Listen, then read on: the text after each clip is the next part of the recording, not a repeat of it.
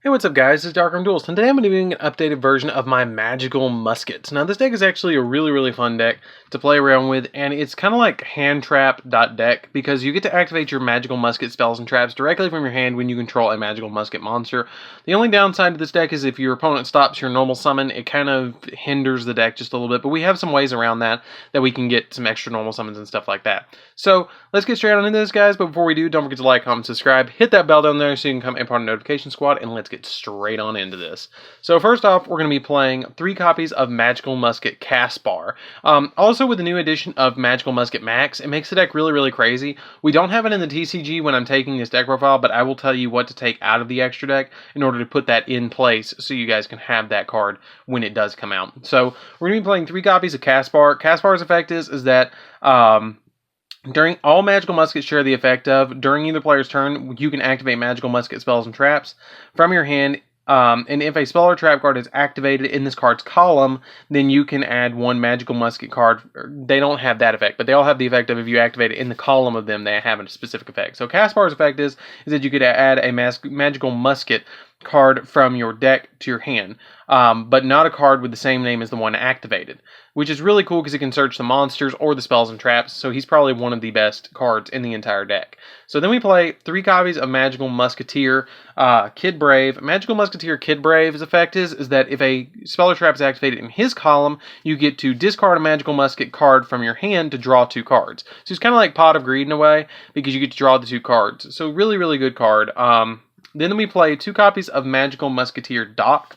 Doc's effect is that if a spell or trap is activated in his column, then you get to draw, or you get to add a magical musket card from your graveyard to your hand. Really good effect overall. I really like this lineup. I wouldn't play any more than 2 Docs because at the beginning of the game he's kind of slow. Cool side note, these are actually based off of a German play, and also based off of like Old Wild West heroes or Old Wild West villains, because Doc is based off Doc Holliday, and Kid Brave is based off Billy the Kid.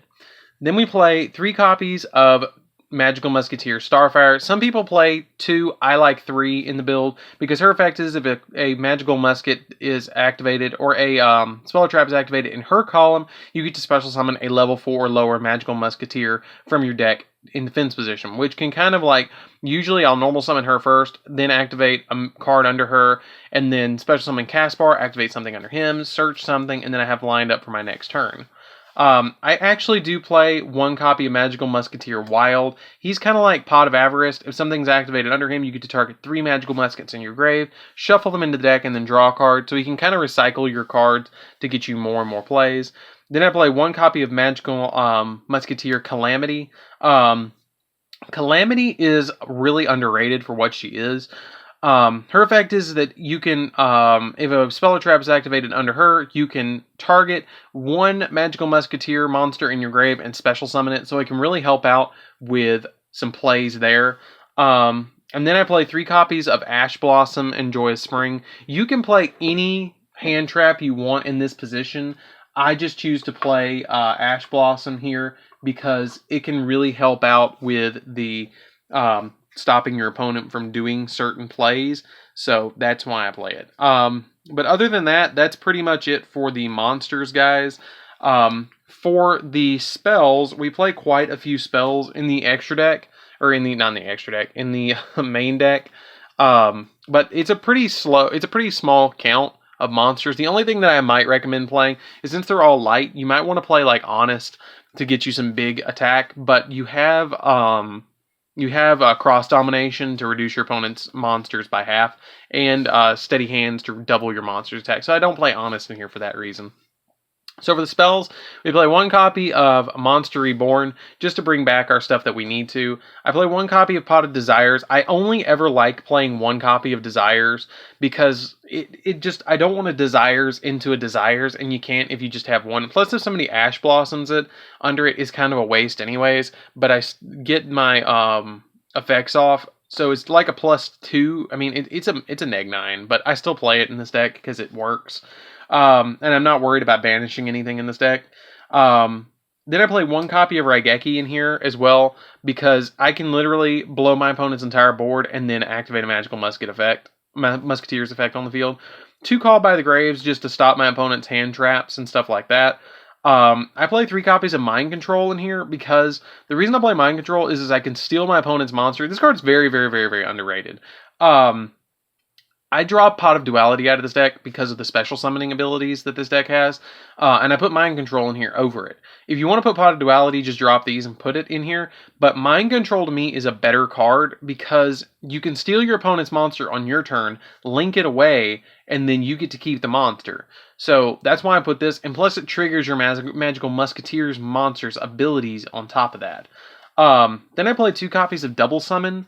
Double Summon, basically, if my opponent stops my first summon, I can just activate Double Summon, or I can summon a Magical Musketeer, activate Double Summon under it, and then special summon all of my Magical Musketeer, or normal summon a Magical Musketeer on top of it, and I might, if I have Starfire on field, I might end up with 3 Magical Musketeers on board, just with a Double Summon and a normal summon. So, then I play 3 copies of Ties of the Brethren. I don't think this is going to change much when... I really don't think this deck is going to change much when Max comes out. Like, I really, really, really don't. But Ties of the Brethren basically says, you pay 2,000 life points and target a level 4 monster or lower you control. For the rest of the turn, you cannot... after this card resolves, you cannot special summon monsters, which is fine. I want to keep my Magical Musketeers on board anyway, so I can activate special effects from my hand, like Steady Hands and Last Stand and stuff like that. And then also after that, special summon 2 monsters from your deck with the same type, attribute, and level as that monster. So basically, if you have Caspar, you can special summon Kid Brave or Doc. But if you have Starfire, you can summon Wild or Calamity. So that's kind of like your play. If you draw into Wild or Calamity, you can summon them and then activate this and then summon Starfire and the other one. But they're more late game ones, so you kind of want to get one of your level 3s. That's why we play more level 3s than level 4s. So that's why I have this at 3. So then for the Magical Musket cards, we play 2 copies of Steady Hands. Basically, this doubles the attack of any Magical Musketeer you have on the field, but it can attack directly for the rest of the turn. Not a big deal, really, but it does help with being like almost like an Honest in a way, because it does trigger them over like what Honest does. Then I play 3 copies of Cross Domination, which is the best Magical Musket spell or trap in the entire deck. If you control a Magical Musketeer, you can target one face a monster on the field, and until the end phase of the turn, its attack and defense becomes 0, and also its effects are negated. Just an overall really, really good card to stop our opponent from doing plays, and that's why we played at 3. So that's it for the spells and traps, guys. Let's get into that's it for the spells. Let's get into the traps. Excuse me. So for the traps, we play 1 copy of Fiendish Deal. Fiendish Deal is magical muskets you control cannot be destroyed by opponent's card effects, and if this card in your possession is sent to the graveyard by an opponent's card effect, you can add a magical musket card from your deck to your, or graveyard to your hand, except another copy of itself. You have to be really careful with this card, though, because if you put it like in a column that you want to activate, like, let's say I put this like right here under my Caspar triggers, and I get to add a card from my deck to my hand, but now that I have this under Caspar, I can no longer resolve him. So I want to put this under something that I don't mind not resolving, or put it in a zone that's not under a Magical Musketeer. Like, this is the only one that I don't want to put under a Magical Musketeer. So that's something to keep in mind with Fiendish Deal, but it's still a really good card. So then we play 3 copies of Desperado. Desperado is awesome. It comes in very handy. It doesn't sound like when you read it, it's going to be really, really handy, but it is. Desperado's effect is that if you control a magical musket, you can target 1 face-up card on the field and destroy it. But you can only activate 1 Desperado per turn. It can pop and disrupt your opponent. It's really, really nice to have that 1 free pop. And then for the final card, we play 2 copies of Last Stand. Last Stand is when your opponent activates a spell or trap while you control a magical musket, negate the activation, and if you do, destroy that card. So Last Stand is really good because it can negate, like, you can even negate Solemn Judgment and Solemn Warning because it's a speed spell 3 counter trap. So it's really good to have this as a 2 of. I used to play it at 3. You can play it at 3, but I bumped it down to put in Ash Blossoms in this deck, so that's something to keep in mind. And like I said about the Ash Blossoms, you can put any hand trap you want in that position. If you have 3 Effect Veilers, put 3 Effect Veilers. If you have 3 Ghost Ogres, put 3. I wouldn't recommend 3 Ghost Ogres. I'd probably put like 2 Ghost Ogres and an Effect Veiler. But any combination of 3 hand traps, I would put there.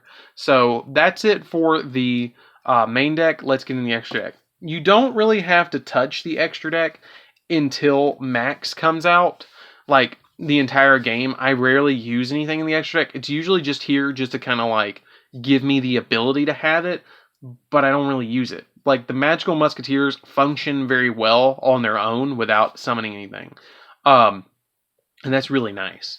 So we play 1 Boral Load just to kind of steal our opponent's monsters if we need to. Boral Sword to OTK our opponent. Unicorn to pop stuff. Decode Talker just because it's a generic link 3. This is one card that I would cut definitely when Max comes out. Phoenix and Cerberus to pop stuff.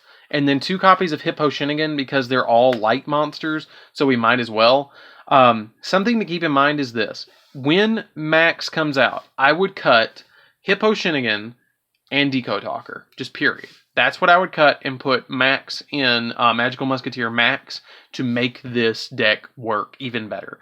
But that's all I would really cut. I might put Dancing Needles in here in the main deck just to kind of have another name, but that's all I would really change. But right now I don't play Dancing Needles. I probably should, but I just don't. Then I play 1 copy of Utopia the Lightning, S-Utopia Prime, and Utopia, just to give me a good 5,000 beater. This is probably the thing that I summon the most in this deck, because I'll summon like Calamity, then put something under her, get another monster on field like Wild or not Calamity, Starfire. Summon Starfire, activate something under her like Mind Control.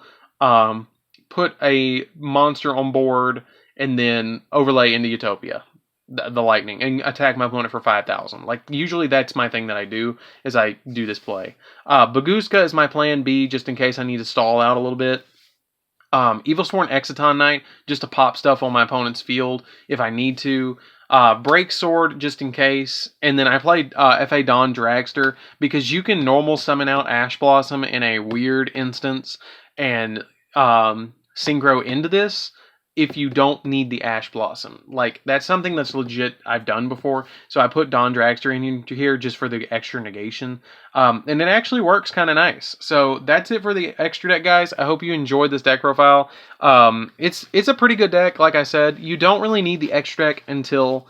You don't need it that much until Max comes out. Max is going to bust this deck wide open and is going to change it. I highly recommend, if you're going to pick up this deck, do it now before the hype prices like really kick in. Because when Max comes out, this deck is going to be really expensive. I have this deck twice now.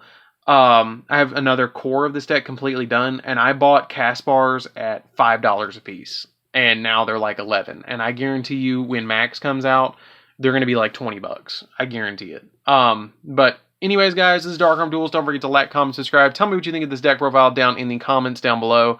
And don't forget to hit that bell so you can become a part of the notification squad. And if you are a part of the notification squad, don't forget to comment down below that you are a part of one of the notification squad so I can give you a big heart. And I really appreciate that, guys.